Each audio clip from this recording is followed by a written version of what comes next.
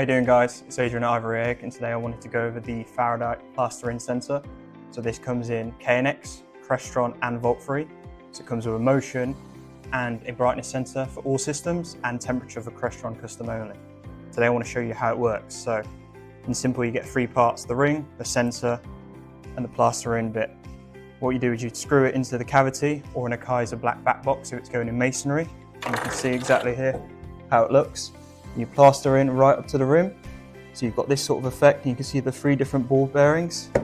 Simply pick up the sensor, slot it in, comes in, you've got the magnet, pops in, you can see completely flush.